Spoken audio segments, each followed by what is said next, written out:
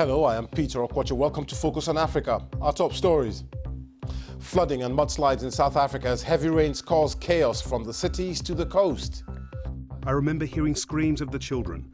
Neighbours tried to dig us out, but we couldn't save the children. China agrees to cancel all interest on loans it has given to Ethiopia up till the end of 2018. But at what cost? No expense spared. We look at the cost of weddings in Nigeria, where couples aren't afraid to splash the cash. I've had experiences where the cake came in from the rooftop. I've had experiences where the screen rose up and went into the rooftop and the couple came from under. And in sports, banned from football for life. 4 Africans are punished for match fixing.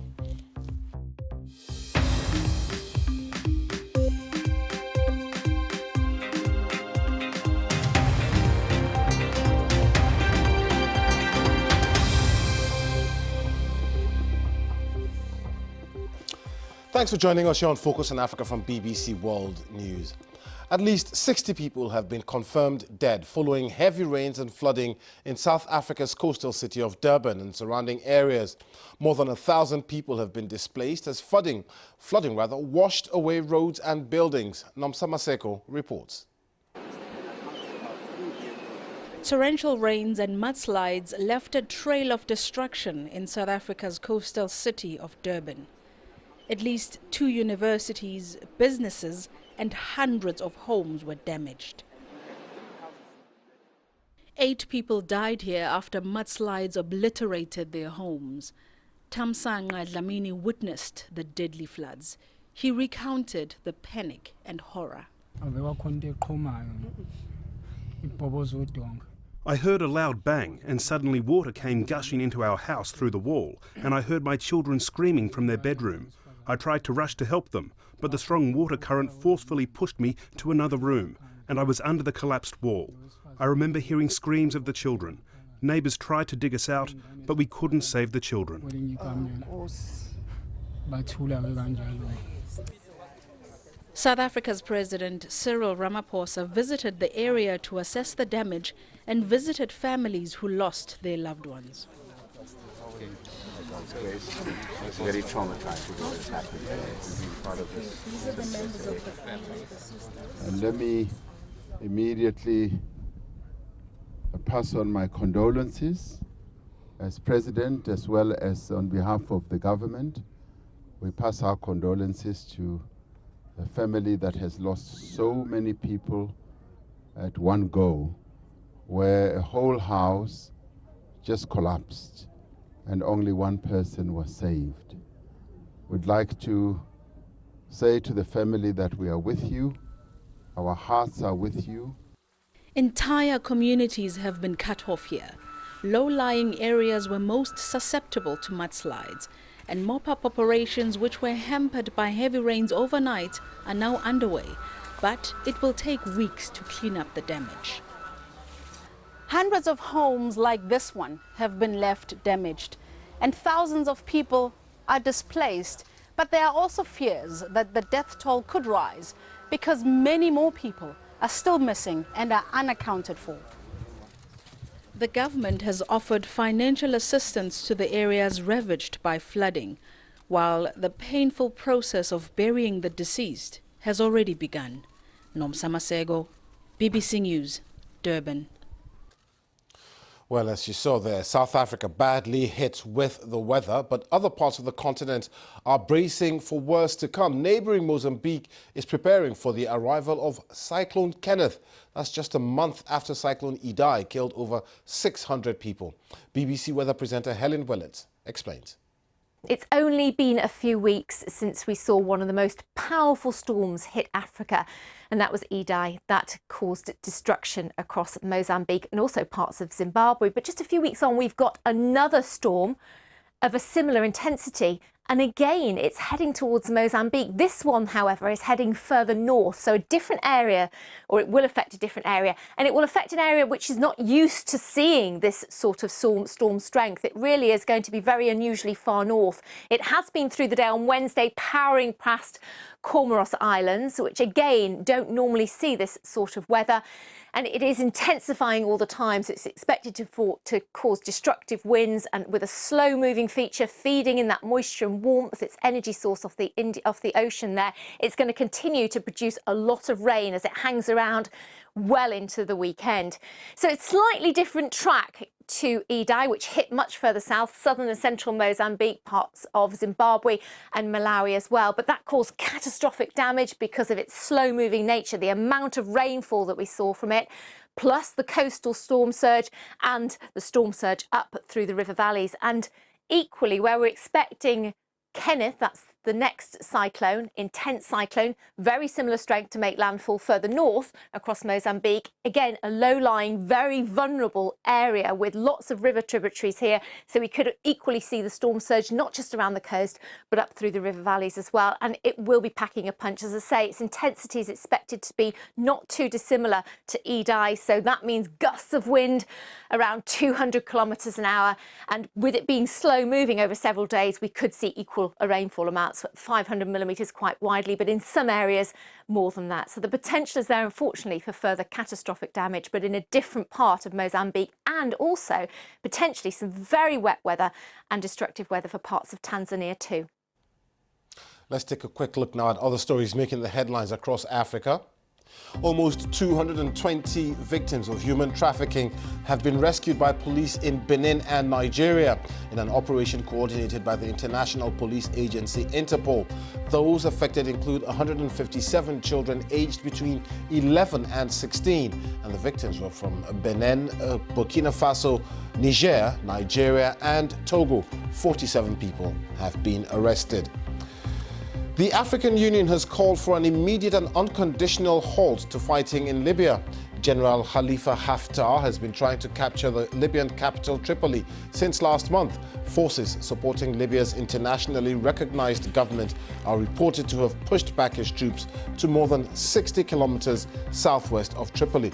More than 200 people have been killed in the fighting. And a British man accused of helping to plan terrorist attacks in Kenya has been found guilty of possession of bomb-making chemicals. Jermaine Grant had the materials in an apartment he shared with Samantha Lethwaite, known as the White Widow. He will be sentenced next month.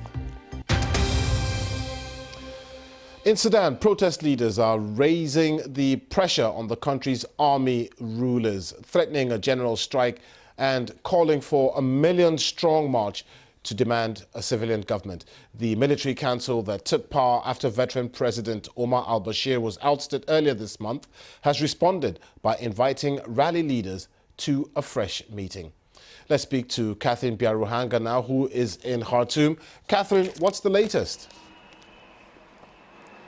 So the latest information we're getting this evening, Peter, is that the Transitional Military Council here in Khartoum has called on leaders from all opposition parties to come to a meeting at the presidential palace this evening. We understand that meeting should be happening in a few minutes' time. Now, we don't know exactly what's going to be discussed, but obviously the key issue is a civilian transition here in Khartoum.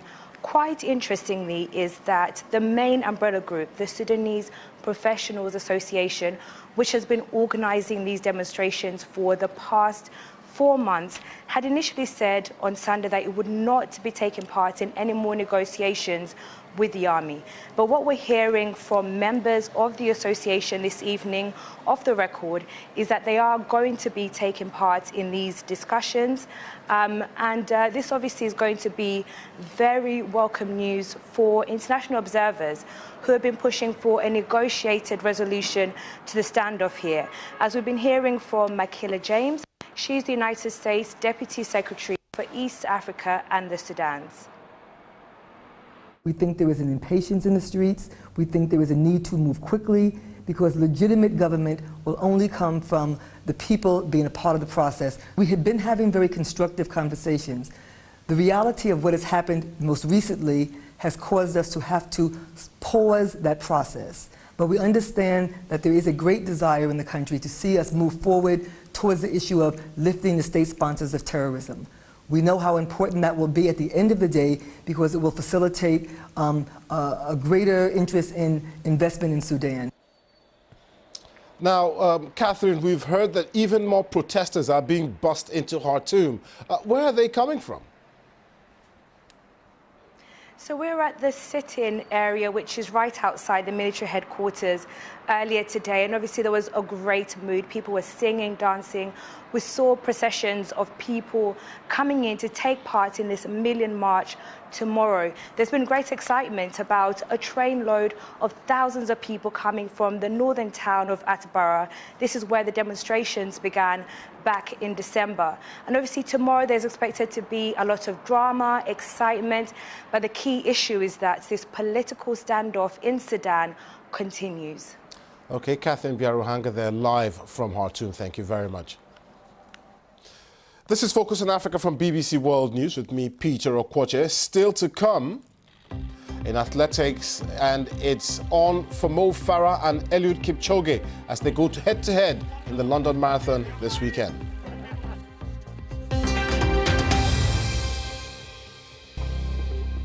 I'm Peter Okwoche. The top story this hour. Heavy rains and flooding cause chaos in South Africa and leave at least 60 people dead. China has agreed to cancel all interest accumulated on loans it has given to Ethiopia up until the end of 2018. The announcement was made as Prime Minister Abiy Ahmed met with Chinese President Xi Jinping on the margins of the Belt and Road Forum for International Cooperation, which is taking place in Beijing. African debt to China is of increasing concern to many Africans and looks set to rise. Dayo Yusuf reports. Welcome to China. Friends indeed or in need. Either way, Mr. Abiy Ahmed is welcome in China. The Ethiopian Prime Minister is in Beijing to take part in the Belt and Road Forum, also known as the Silk Road, which kicks off on Thursday. But he got an early gift from his host. President Xi Jinping waived all interest on loans Ethiopia owes China up until 2018. Ethiopia is listed second in Africa with the highest debt to China at over $13 billion. The data from China Africa Research Initiative shows some of the top African countries tied in debt to China with projects in infrastructure, including railways, roads, airports, and dams. Most of the countries have seen increasing borrowing as they are desperate to provide jobs for their populations. At the moment, Angola has accrued the highest debt over the last 17 years at a whopping $42.8 billion. But just like some African countries, Ethiopia has found it difficult to service the loans from China. The projects simply do not bring in good returns. Most of those attending the forum will be hoping to renegotiate better ways to foot the bills and restructuring the terms of the loans. China has always maintained that these loans come with no strings attached. But there are concerns that developing countries could be signing up for more than they can bear. Dayo Yusuf, BBC News. Well, joining me now is Hannah Ryder. She's the CEO of Development Reimagined. It's an international development consultancy in Beijing. Hannah, why is China so willing to give African countries these loans, even when it's obvious some of them will struggle to pay? Well, let's look at the starting point here. First of all, the African Development Bank has estimated that African countries as a whole need 63 billion of financing over the next 20 or 30 years in order to be able to provide the infrastructure that's needed in order to grow and to create jobs. So this is not just a need that China should be responding to, it's a need that whether the World Bank, the UK, the US should all be responding to. But is this not an expensive need in terms of Africans if, like some people say on the continent, you're signing away some of your major infrastructure? Well, of course, there are specific aspects of the deals that need to be looked at. There needs to be best practice. We need to be making sure that the money that does go into infrastructure projects, the best infrastructure projects, the most productive infrastructure projects are being picked. But this is not about stopping loans, it's about doing investment better. What does China get in return for these loans? Well, when we look at the different contracts that are available, there's not that many that are available. They have different types of outcomes. In the country where I'm from, Kenya, there was a contract which was recently shown that there was a clause saying that we should be sharing our collateral, certain collateral for a port. This is not necessarily typical practice, but the issue is that many of these contracts are not visible, they're not visible to the public, and so it's difficult for people to understand exactly what is included to them. And is there a problem as well in the sense that, you know, it's been suggested that not all these loans are negotiated by technocrats or financial experts, but they're done by the politicians who have no expertise in loan negotiations? There's definitely more that can be done to have better negotiators in the room, that's for sure, whether it's with China, whether it's with the World Bank, IMF, and other lenders. Of course, this is not just an issue confined to China. The issue is that what China has been able to do is make more finance available than many others have been able to do. Some World Bank and regional development projects, regional development banks, you have to wait an average of 9 years to build a new railway or a new bridge. That's too long for the continent to wait. They have to the African leaders and our public need to have investment a lot faster. Okay, Hannah Ryder there. Thanks for staying up so late. I understand it's past 1:30 in the morning in Beijing. Thank you very much. It's a pleasure, thank you. You're watching BBC Focus on Africa. It's now time for some sports. Mimi? Thank you very much, Peter. The former Sierra Leone captain, Ibrahim Kargbo, is one of 4 Africans to have been banned from football for life by FIFA for match fixing. Joining Kargbo are former international Seda Chomongo from Benin and Helix Mwaka Zungula of Malawi. A 4th life ban has also been given to a player's agent from Zimbabwe, Kudzanai Shaba. And a 10-year ban has been handed to former Kenya international George Owino Audi, who has also been fined. FIFA says the sanctions follow an extensive investigation into games which the convicted Singaporean match fixer Wilson Raj Perumal attempted to fix for betting purposes.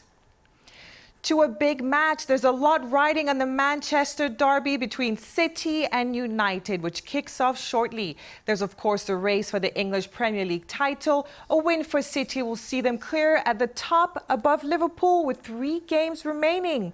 For United, victory could see them in the race to finish top 4 and boost their Champions League hopes next season. Ole Gunnar Solskjaer's side are coming into today's fixture after that heavy 4-0 loss against Everton. Another big English Premier League tie kicking off shortly. Arsenal travel to Wolves and their African stars, Nigeria's Alex Iwobi and Gabon's Pierre-Emerick Aubameyang, will be looking for a positive result. Unai Emery's side last weekend had that 3-2 home defeat to Crystal Palace, but they still can qualify for the Champions League. They're just a point behind Chelsea, who are in 4th place with a game in hand. And not to forget, they're in the semi-finals of the Europa League. Our objective is first to be in the Champions League through the Premier or through Europa League, and above all also because the Europa League can give us one title, a possibility. But I know now it's going to be very difficult. Our targets to be in the Champions League the next year continuing very difficult, and is really absolutely my only focus. To athletics, Sunday is the London Marathon. 4-time Olympic champion at the 5 and 10,000 meters, Mo Farah will attempt to beat defending champion and world record holder Eliud Kipchoge, who is going for a record 4th victory in the men's event. Ahead of this weekend, Farah has spoken about what it would feel like beating Kipchoge. To be honest, it'd be an amazing achievement. As I said, my aim, no matter when it is to win the London Marathon one day. That is my task. But you know, you can't take it for granted because Eliud is a great athlete, and He's a world record or a 2:01. So on Sunday, if I do beat him, and it can come down to that, who knows? It'd be an amazing achievement. Mo Farah speaking there. In the NBA, Cameroon's Joel Embiid led the Philadelphia 76ers into an Eastern Conference semifinal against the Toronto Raptors. Embiid scored 23 points and had 13 rebounds as Philadelphia beat the Brooklyn Nets 122-100 to win their first round playoff series on Tuesday. That's what we think. We think we can win it all. Obviously, it's going to take a lot.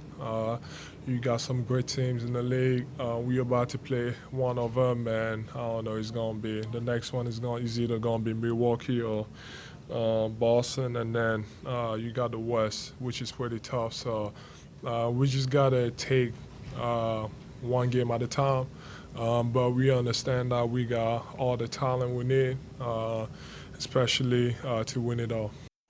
Fantastic season he's having. That's Absolutely. it, Peter. Many thanks, Mimi. Now, who says love doesn't cost a thing? In Nigeria, weddings are big business. Some budgets can rise as high as $200,000. The wedding industry is a big source of employment for professionals in the catering, fashion and beauty industries. It's a lot of people to coordinate, so increasingly couples are turning to wedding planners to make sure that their day goes without a hitch. Miney Jones sent this report from Lagos.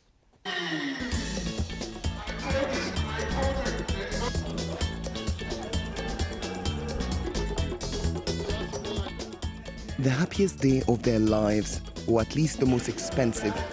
Nigerian weddings are known around the world for their glitz and glamour.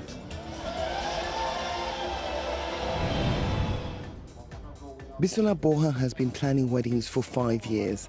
She took inspiration from weddings in places like Dubai when she wanted to make sure her event stood out. I have a signature that people know me for, and that's creating jaw-dropping moments. I create experiences at events that people remember. I've had experiences where the couple came in from the rooftop. I've had experiences where the couple came from under the ground. And all that pomp and ceremony requires the right attire. Guests at Nigerian weddings wear asoebi, custom-made clothes in colors that the bride and groom's families have chosen. The fabric can cost hundreds of dollars, and female guests will also splash out to have their makeup professionally done. We love to party in Nigeria. If you've never been to a Nigerian wedding, you need to.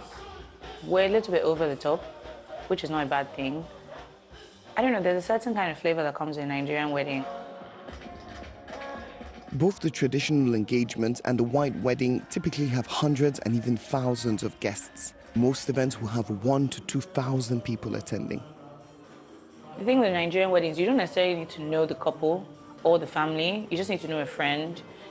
We're a bit more relaxed, so as long as you're dressed nicely and you're down to have a good time, you can attend. Dealing with so many guests can create real logistical problems for wedding planners.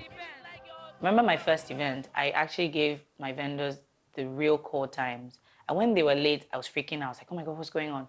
But now I know that if I really want you to be there at 10, I'm going to give you a call time of 7, so that if you get there at 9, we're still in a good place. I had a serious situation whereby this was a 1,000 capacity, very big event.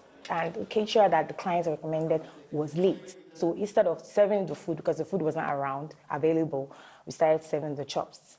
And everybody was happy. So nobody even knew there was an issue. It was just a case of, okay, we're having finger food first. Despite the rising cost of living, Nigerians continue to splash out on lavish weddings. Getting married is seen as a key aspect of one's life here, and a chance for parents to splash out for their guests. As weddings here get bigger and bolder, it seems wedding planners won't be going anywhere. And let me just state categorically that my wedding didn't cost anywhere near that. Don't forget you can get in touch with me and some of the team. I'm on Twitter @Okoche. But for now, thanks for watching Focus in Africa. See you soon.